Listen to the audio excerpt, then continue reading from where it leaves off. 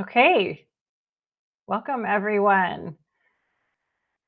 Today we are gathering to talk live about finding treasures in the trash. I'm Amy Lynn Durham, the host of the Create Magic at Work podcast. And this is Cari Jacobs-Crovetto, the host of Finding Treasures in the Trash, a special limited series that's running on the Create Magic at Work podcast. Cari, thank you so much for bringing this work to everyone. And exciting because today there's a brand new episode that launched today of Finding Treasures in the Trash with Henry. How do you say his last name? Most? Most. Is it just like how it's spelled? Just like it's spelled. Awesome. Yeah. And it's about the journey to wholeness. And you and Henry sort of get into a little bit more of a deeper conversation about what this trash is that might be the treasure that we're all carrying. So I want to unpack that a little bit more. But before we get into that, I also kind of want to hear, like, how has this experience been for you? You're now on your 4th episode that's aired today. Tell us a little bit about, like, your journey with all of this. Oh, I love this. I love this question. Thanks, Amy. I'm so excited to be here with you again. And hi, everyone who's either listening now live or who's rewatching or re-listening.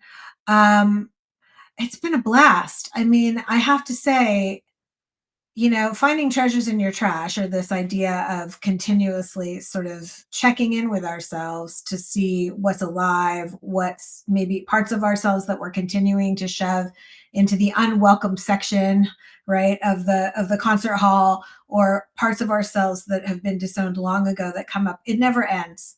And so this work has been, having a podcast has been super exciting. It's amazing to be able to have guests on. We've got some exciting guests coming that maybe we'll talk about at the end, like very exciting. But I think the thing that stands out most to me was the first time I recorded with you when we were introducing the kind of my story. And it felt so, just very, I guess, natural, since I've been telling it for so long, but I had never told it to so many potential people. Like, it's out there living alive in the world now. And I had this moment of anxiety and panic as, the day of the release came, of like, oh my gosh, like, it's all out there now, right? Like, if anyone who wanted to know anything about me or my work could find it. So that's been both liberating and scary at times. Mm-hmm. I would also say, with having a podcast, I feel like the more you do the work, the more it cements like your own hypotheses or your own method. So this method that I have called inner truth work, that I've been doing privately with myself and then my clients, is now like taking a bigger stage. And it's almost like it's like a circle. It feeds itself with more intelligence, and it becomes almost its own organic entity that is growing in its resonance. So that's very exciting. So good. Yeah, that's what it does. It almost is like manifesting it more into reality, is the way I see it from the Edgewalker perspective. I totally remember when 4 years ago when I launched Create Magic at Work, I had a launch date set, like talking about how you were like, oh my gosh, this is coming out. And I remember I kept to my podcast manager at the time, I kept saying, oh, let's push back the date. I don't think it's ready to come out yet. Like, we had it set for this date in mid-September. And then I was like, no, I don't know if I'm ready, like social media wise, so let's like push it back another week. And they were like, nope, it's already all programmed. It's going out. This is the day. They pushed back on me. It's like, okay. And it was sort of just like that leap that you take because the date's set and here you go. And I think that was really helpful. So I can see how, like, you starting Finding Treasures in the Trash, like, nope, this date's coming out. And I know that feeling of like, okay, here we are. But I also know the gifts that come with that. So I love that you shared that.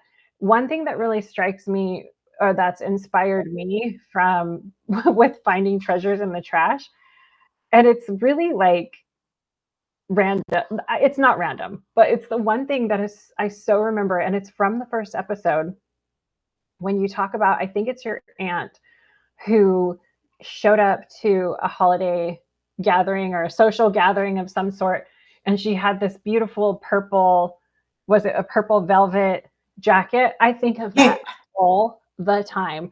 I actually go thrifting with my niece, and I just think of that story all the time. How like there is treasure in perceived trash.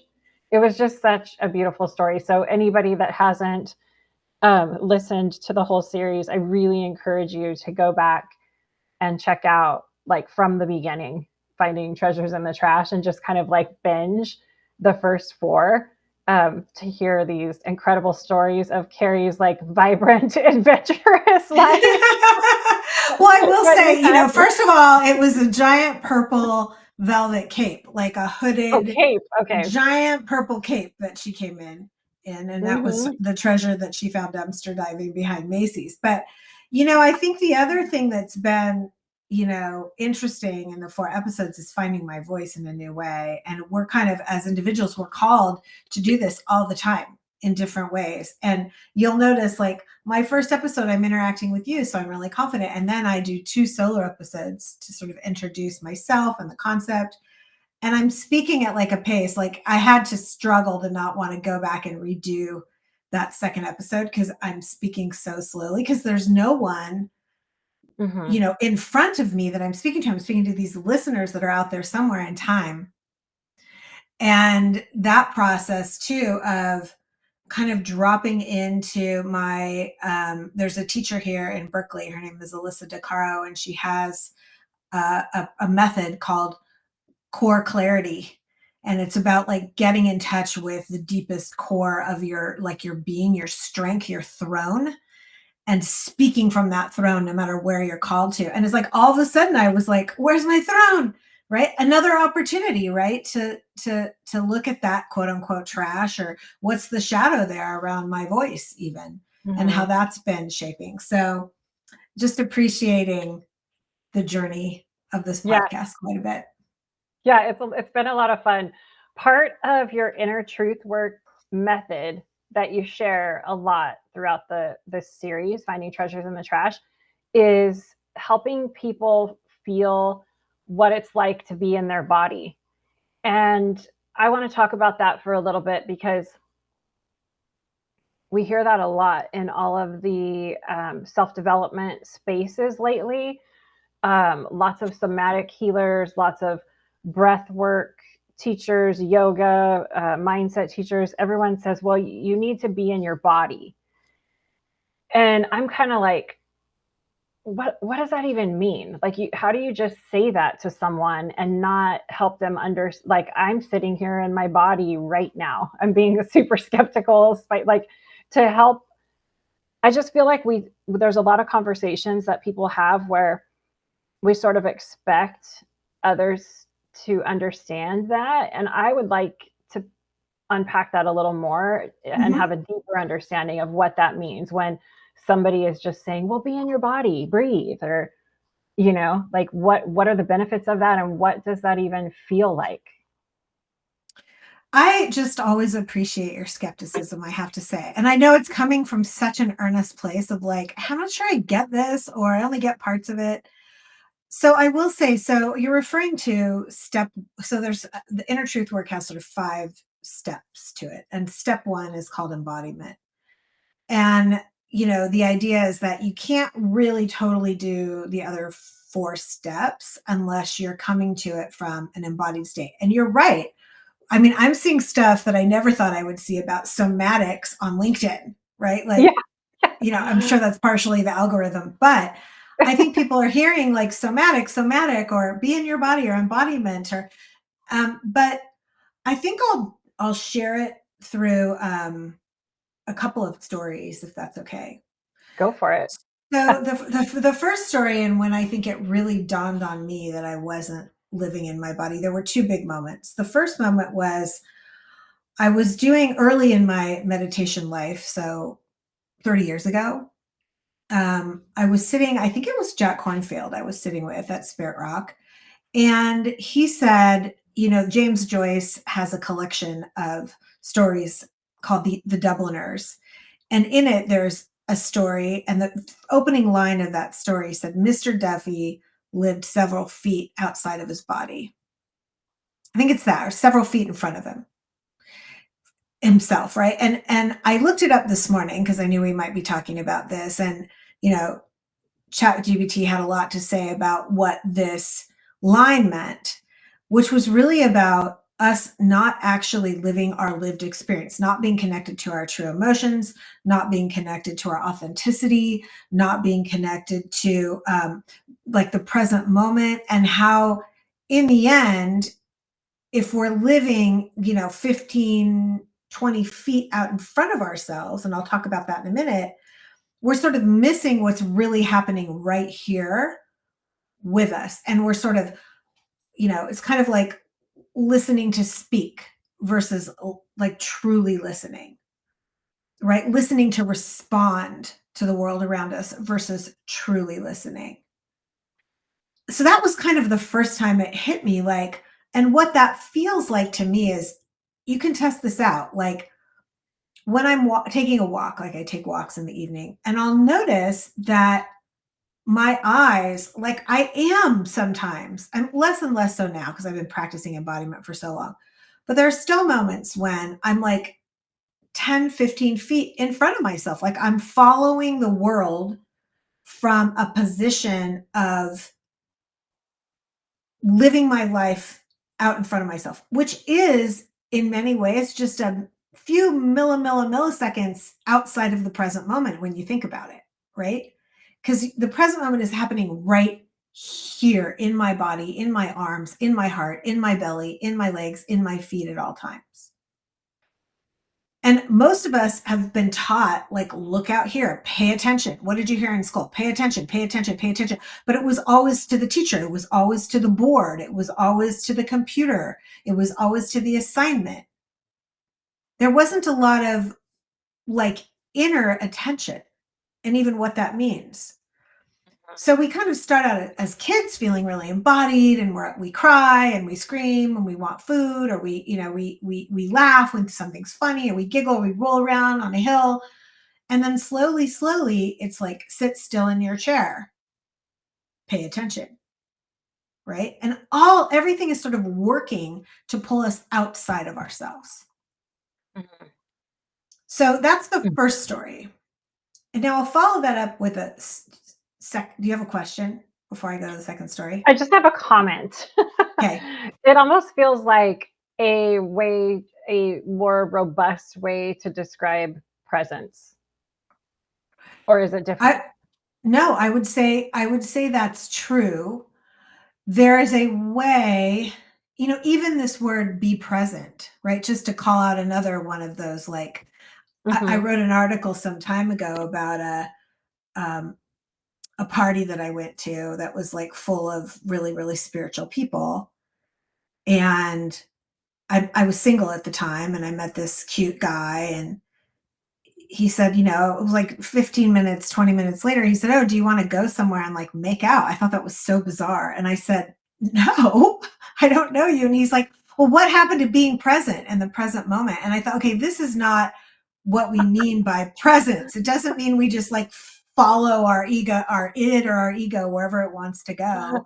That's hilarious. Right? Like Yeah. there's a lot of like, we trip up on these concepts and these words, but to be fully present to something, you know, embodiment, it's almost like there's no way to fully meet the present moment unless you are fully down in your body. If you are, you're kind of still meeting it from this concept that may be taking place 10 or 15 feet outside of yourself. You're kind of looking back at your own mind, or thinking, oh, be present. What is the concept of what that means? Mhm. And then your mind like readies itself, and you're like, okay, I am present, meaning I'm like really paying attention really, really hard, right? But that's actually, to be present is actually a soft, wide, relaxed, Mhm. open. embodied being in the body, down and in ourselves. Yeah. So I think even this working with presence can get tricky, right? Because it's like we're trying to will ourselves from that place outside of our body, looking back at ourselves, or from a concept. We're willing ourselves to quote unquote be present when our bodies are just naturally in present time all the time. hmm our dear friend and colleague, Dr. Aaron Tobacco, says it's interesting. You said, listen, we're listening to understand, or we're listening to respond. His share or offer on presence is listening to bear witness, taking it beyond all of that. And I think that ties into that embodiment piece. What's one tip from you that we can do to feel like we're doing that first step of the inner truth work method? Well, it's if you go through the actual meditations, there's a free 5-day meditation. I'm still speaking a little awkwardly slow in those because I'm getting my sea legs around how to do this when there's no one else. But, you know, that first day of the 5 days to truth is all about embodiment. And sometimes it takes a little help, right? It's hard for us to just sit down and say, okay, be embodied. So I do a meditative process that really is similar to body scanning, which is where you're literally using your breath to go deeper and deeper. But sometimes it does take a helper, right? Like a Mhm. spiritual friend who can kind of guide you into your body safely. Yeah. Especially if you've had trauma, right? Whether that trauma is, quote unquote trauma with a little t or trauma with a big T, you know, there's some resistance often to going down and in our body and then Mhm. staying there. But one tip I can give that's kind of easy is to close your eyes and place your attention on the back of the neck, Hmm. sort of behind the ears and the back of the neck, like almost like that the big bump that sits between like your back and when your neck starts. I don't know what that bone is called, but it's like you're putting your attention right there and you're just breathing into that space, and then you hold your attention on the back of the neck, like really holding your attention there, and just slowly crack the eyes open while holding the tension on the back of the neck, just barely cracking your eyes open while holding it there. And then you can slowly like open your eyes a little more, but continuing to hold the attention on the back of the neck and continuing and continuing. And there's a way that just, that's not all the way down and in the body, but that's a little taste of like when we're connecting not to our mind, when we open our eyes, right, that we're actually staying Mhm.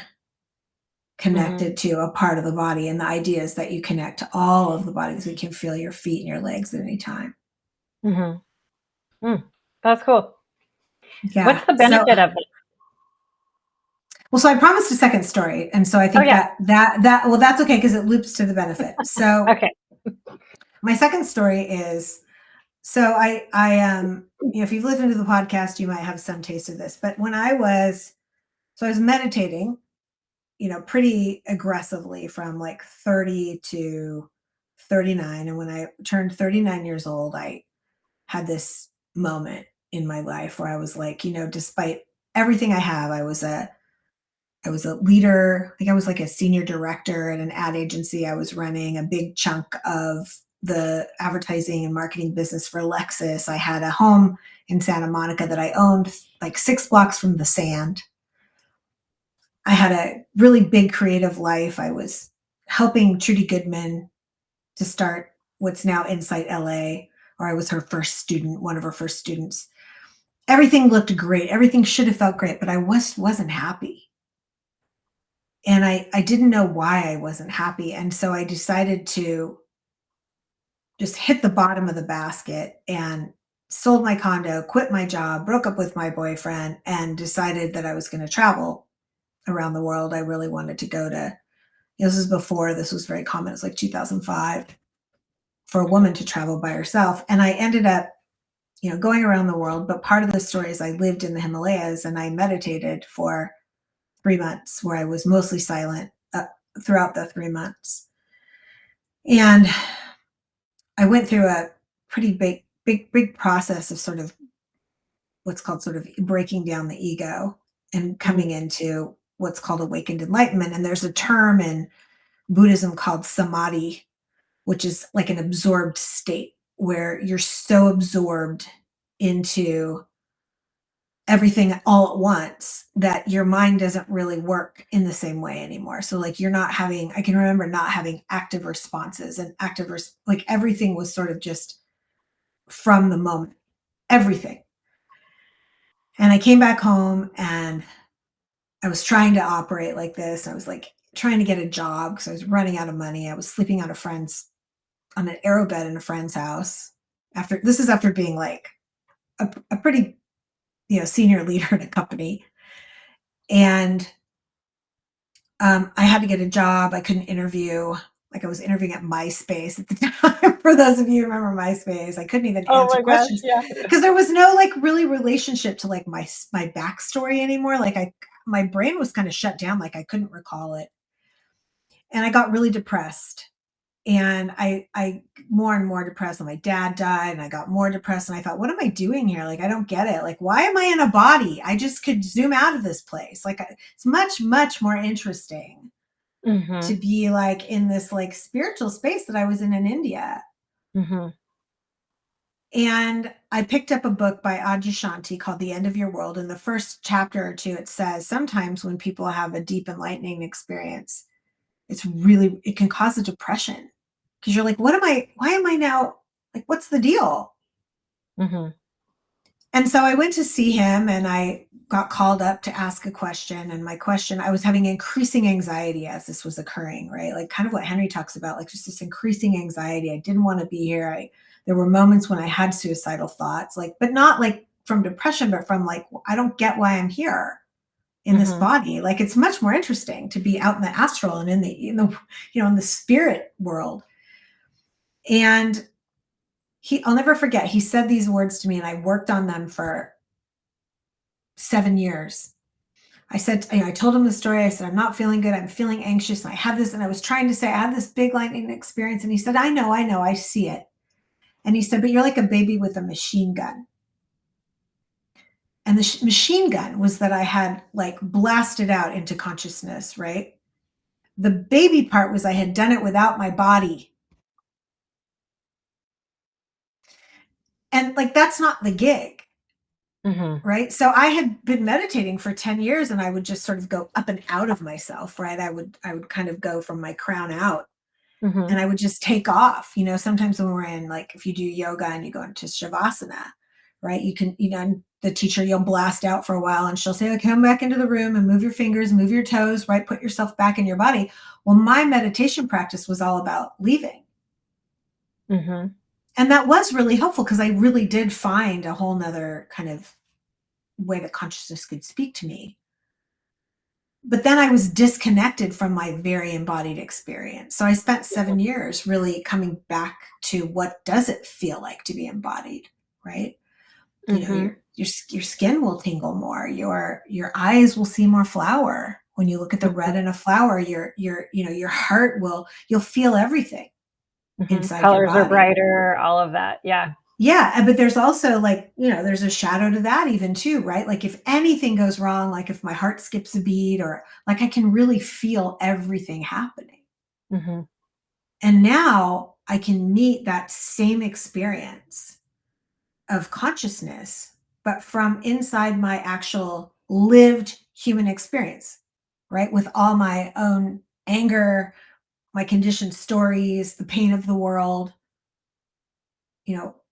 is very different from deciding you're going to blast out of here. Like, why did I take a body if I'm not actually going to live in a human experience? It doesn't really make any sense. So, that is the juice, Amy, right? Like, yeah, it is. Yeah. Right. The pain that we experience in our human bodies, the feelings, that is the grist for the mill. Yeah. I love that we are talking about this because have I have felt that this prescription has been written from coaches and healers and everything to just go meditate. And it's like all over the place. Like meditate. I just feel like it's sort of this thing that's thrown around to go do. And I've seen studies as well that like it's kind of speaking to what you just said, but if you are using meditation to dissociate or disconnect in a way that like some people are, sometimes it can be not the greatest prescription if you're using it to dissociate, I guess is what I'm trying to say. And it does, I have seen times where it's causing disconnection.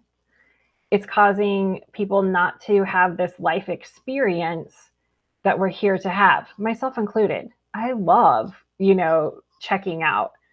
But when it's not aligned with us having this lived experience and connecting with each other and learning these moments and making mistakes, I feel like there's something off there. And I feel like you like spoke to that, right? Um, it's like it's a really cool thing to call out is the way I feel. Um, Can I speak to that for just a yeah, moment? yeah. So a lot of people come to meditation. They come to my class, for example. They say, we do a little check-in in the beginning. This is my live class. It's here in California, and people will say, I'm really stressed out at work, so I just knew I needed to come and meditate. There's nothing wrong with that. Like, there's nothing wrong with like letting your nervous system just be. Hmm. Right. And I'm doing this certification in polyvagal therapy right now. And I'm learning so much about how, like, thousands of years ago, when the Buddha started meditating, like, we didn't understand all of this. We didn't understand our biology. And now we're learning that when we let our nervous system rest, right, there is a huge relief in beginning to allow it to rest. And to your point, like, that's like not even to the step one. You know what I mean? It's like you're getting to the resting point, but for what, for then what else? So the what else, like, is, I think, the meat, right? So I'll tell people, like, come, de-stress, lower your anxiety level by letting your nervous system rest. But then guess what? We're also going to talk about enlightenment, and we're going to talk about what really it means to be in present moment. And we're going to talk about what it really means to be in awakened awareness, and less about the spiritual woo woo, but how it can actually change your life, like how it changes the way you relate and show up to work, to home, to yourself. Yeah, because for me, the whole point is being able to align with the ebb and flow of life without checking out. And Hmm. and not using a tool like this to check out, I guess, is like Yeah. the space that I've come to with it myself. In your episode with Henry that launched today, you the way I've always you talk about Henry talks about Carl Jung and his shadow work, and the way that I have experienced, studied Jung's work and shadow work. What one of the biggest pieces that I remember and kind of held on to is if someone is creating, something that somebody does in my life is creating a very big emotional charge from me that might not be warranted, that's bothering me, then there might be some part within me that is the same.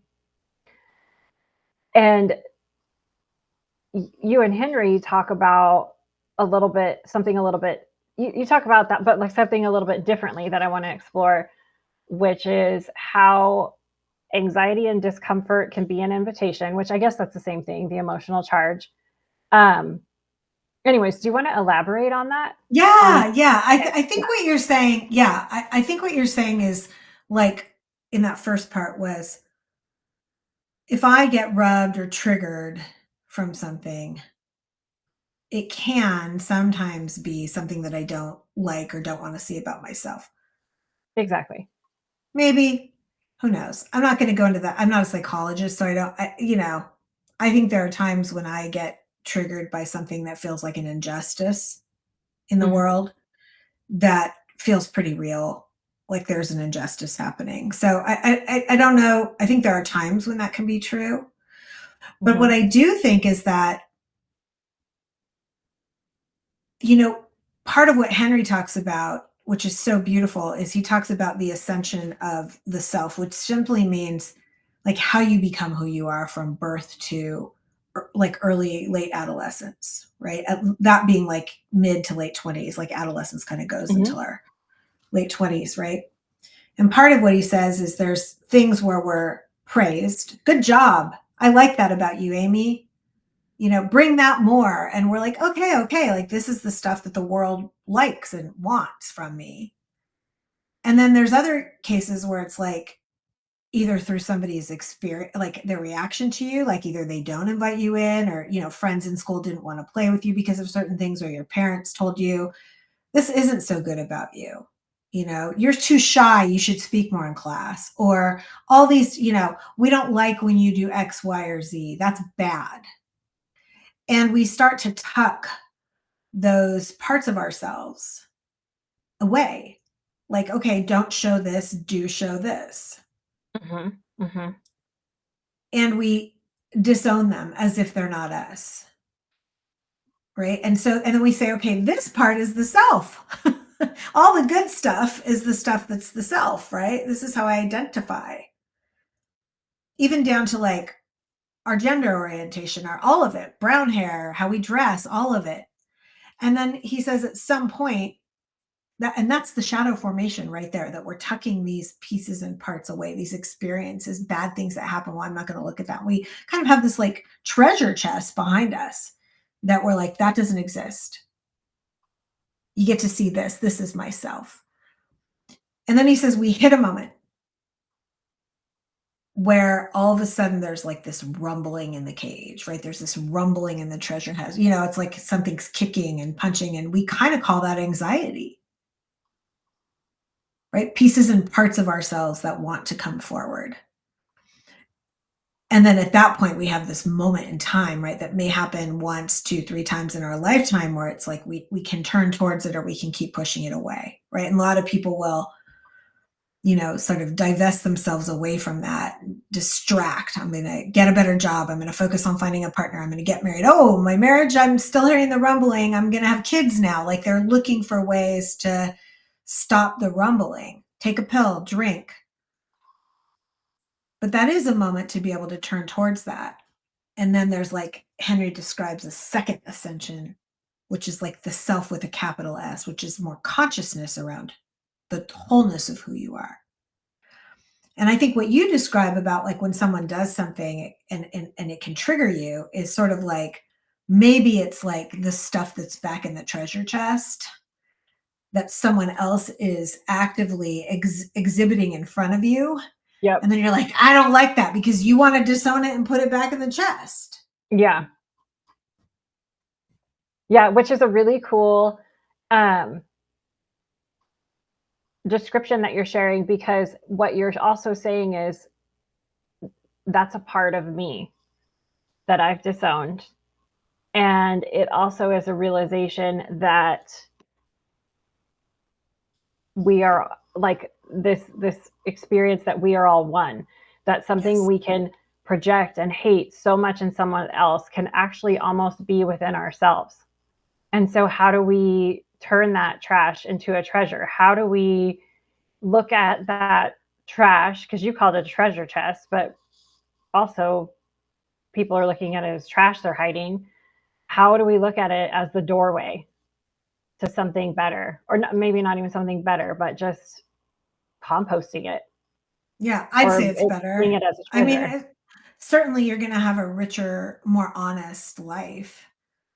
um, you know, it's like this is why spiritual practices, you know, kind of have a Venn diagram to sort of psychological practice, right? Because there is a way that, you know, these wisdom teachings were really about us finding fulfillment and happiness. It's like, why do we even do this anyway? Right? In the old Buddhist teachings, they used to say, you know, there were four noble truths, and the first truth is there is suffering. Right now, they sort of have changed the word suffering to unsatisfactoriness, which I love that word. Unsatisfactory, like I can't get no, right? Mm-hmm. Like the Rolling Stones said it best, I can't get no satisfaction. Like I'm just unsatisfied with how I feel. I'm unsatisfied with how much I have. I'm unsatisfied with how I look. I'm unsatisfied with how this person and that person is behaving. So you can sort of substitute this idea of, quote, suffering with unsatisfactoriness. And it's like Mm-hmm. everyone has this, to your point. Everyone is experiencing this. And the idea is that when we can touch it in ourselves so deeply, then we can open up like huge freeways of compassion for everyone because we're all going through this. Yeah. We all Yeah. feel unsatisfied, and it's part of life. And you know, in Buddhism, they say that, you know, the doorway to that is, you know, part of the doorway to that is the Dharma, and part of the Dharma is meditating. But the meditation isn't enough, right? You're actually, you're not just spacing out, right? Because the Buddha didn't space out. He sat under a tree. This is a story, right? And he had Mara, M-A-R-A, which was all these different temptations and dissatisfactions and, you know, coming at him as he sat, until he said, when will it, like, how do I, when will this end? And then he realized there is no end. There's a different way of being. Yeah. So what's your take on um, social media with all of this and everybody on their phones all the time?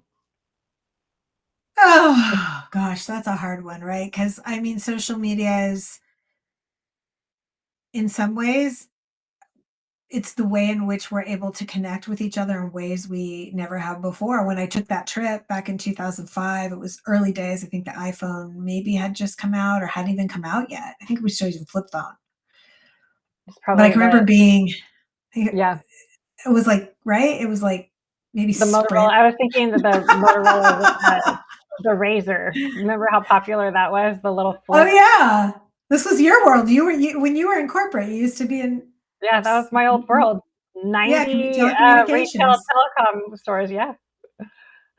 Yeah. Sometimes it's amazing, Amy, when I remember that about you. Like, oh my God, you were this hotshot badass in telecommunications. I don't know. So Yeah, that was quite wild. the world.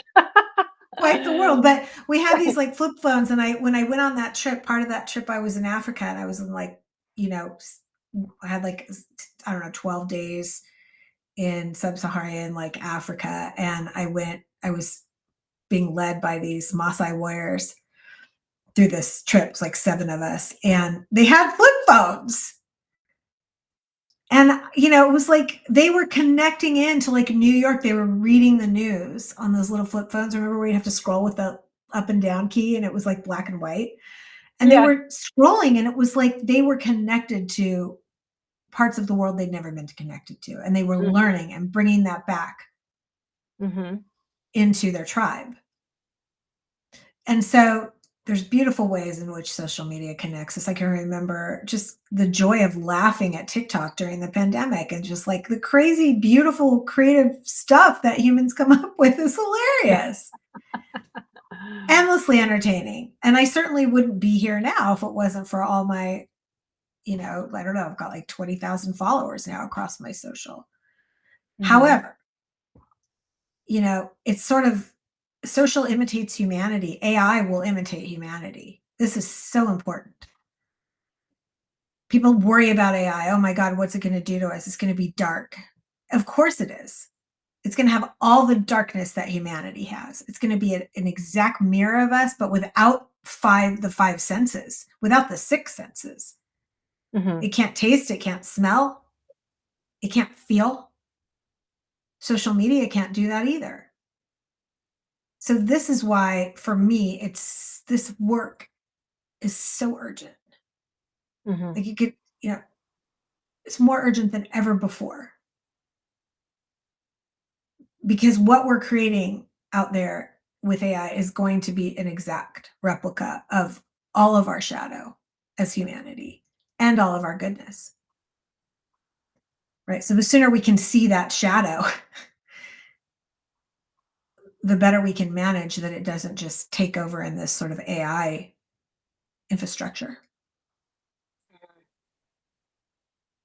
What's one let's say somebody is noticing a piece of trash. Mhm. What's a step they can take to turn it into a treasure within I mean, themselves? yeah, so there's a few ways. One is um, I'm a private coach. You can come to me for coaching. I will never turn anyone away, never for funds. I just won't, especially if you're really having a crisis. Mhm. That's number one. Number two, I've got 5 Days of Truth, which is free on YouTube, which takes you through the journey of how to go into yourself and listen and metabolize it and work with it. So those are probably the top. And then number three would be find yourself a great meditation retreat. 5 days is probably the lowest number. I would choose 10 days, even better, and go sit with yourself. Mhm. Learn what you're really about. Take the time out of rushing around and checking off all the boxes and not looking at the unwelcome parts and sit down with yourself. Look at your own satisfactoriness. Look at the trash and kind of rebuild your own story. Who do you want to be? What if someone's afraid to be with themselves? Yeah, it's I've real. seen yeah, I've seen some super restless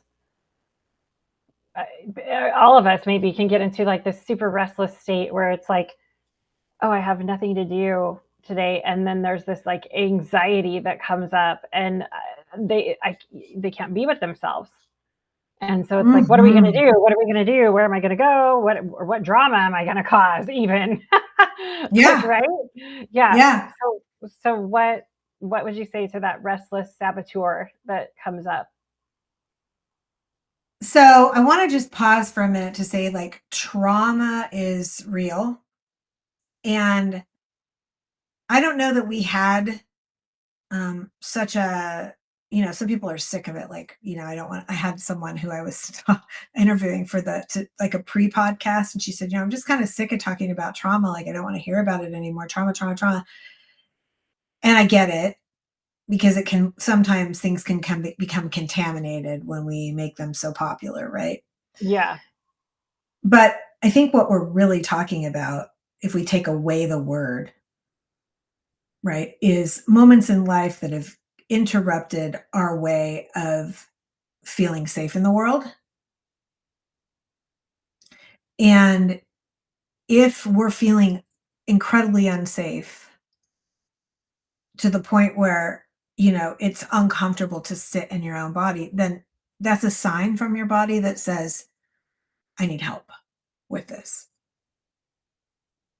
So, you know, find that help or lean on your therapist or your coach or go to a retreat where practitioners are trained to deal with trauma, right? I think back Hmm. when I started, we didn't have such a highlight on it. And I can remember like shaking through my own trauma. I was fine, but it would have been nice to know what was happening for me and, how to navigate my way through it. So I would say if there's great trauma when you're sitting down and you've had trauma in your life, that's kind of a signal to like take a walk instead, make it active.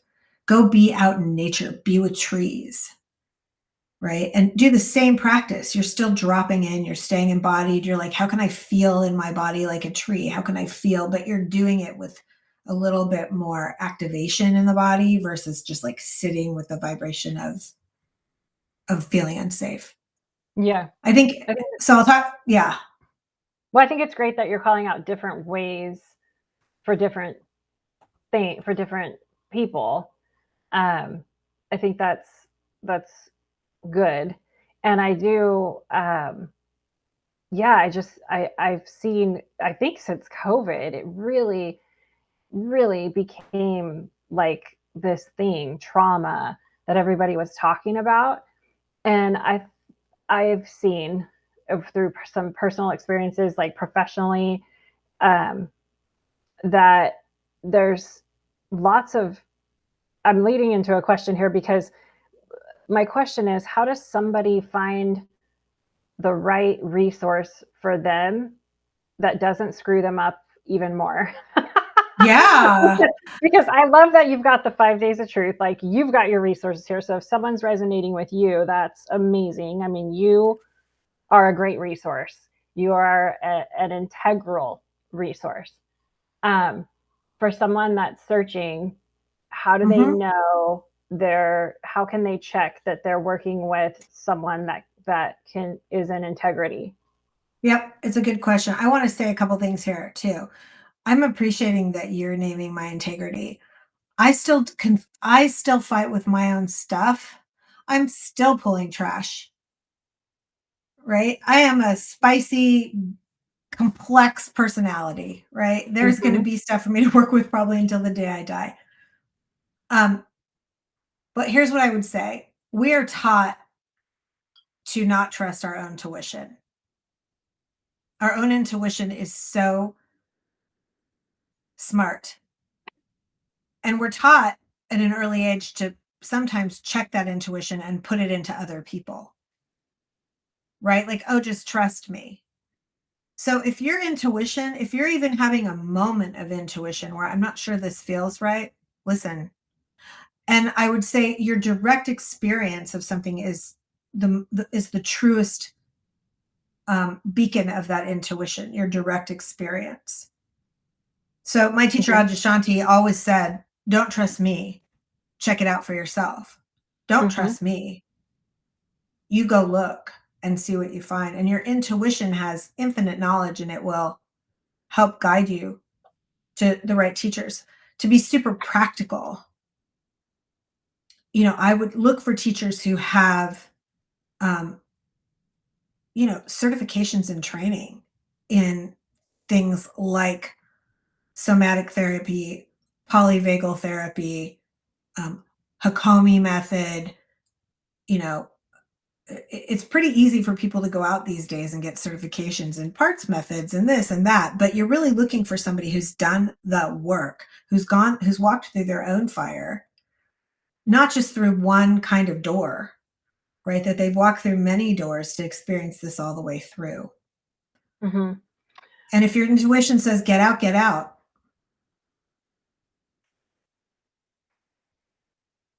Yeah. I have two questions on that. And I think this will be a nice way to sort of close out the conversation. The first question is, how do we know? Well, actually, no, I'm not going to say that yet. What I'm going to say is, I want to comment on what you just said. So, how you were saying, I'm still working through a lot of things, I'm not perfect.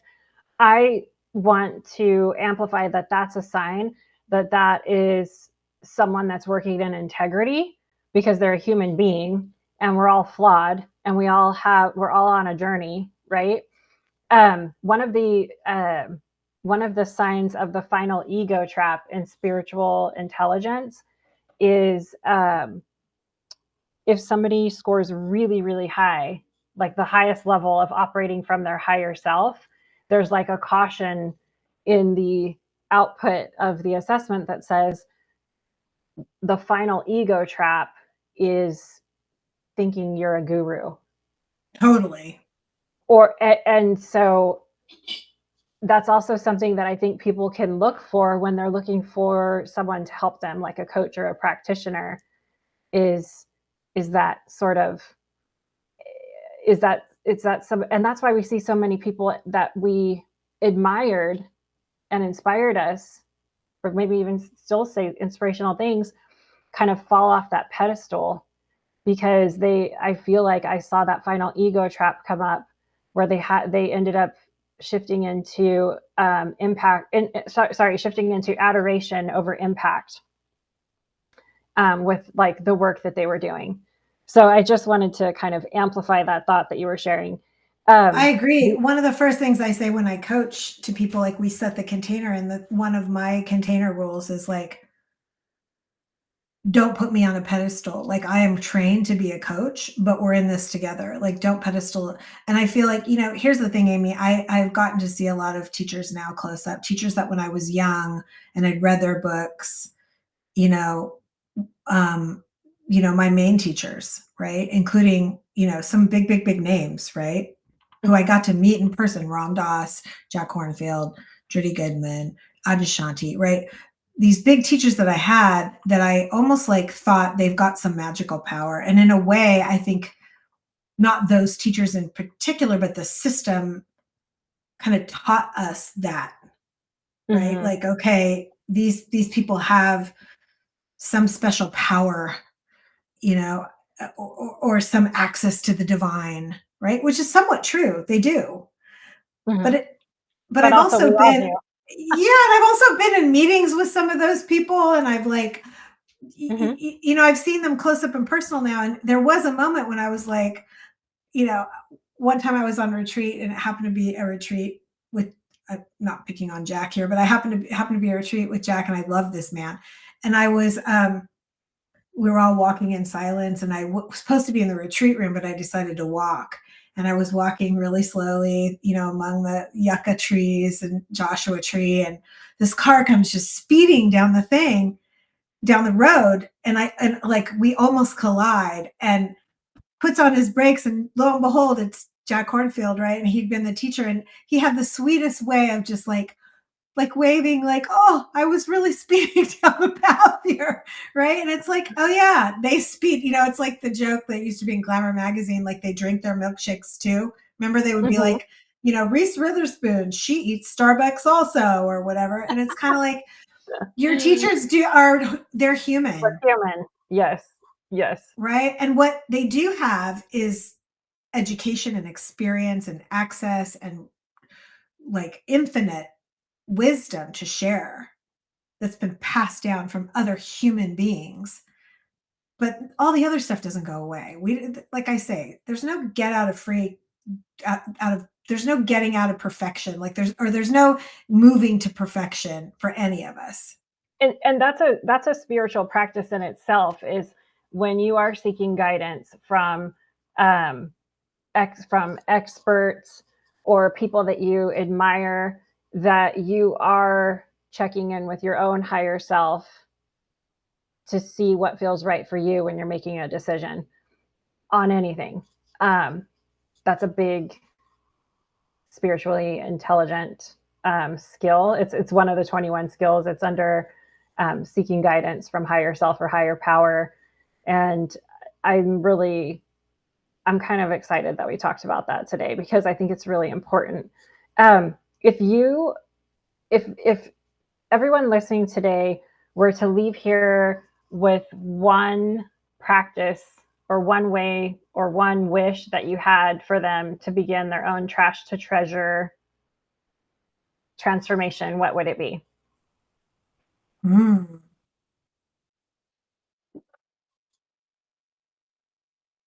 One skill? Anything, even a wish, like one takeaway, one wish from everything to begin a trash to treasure moment. I think I would say there's a mantra. It's a mantra.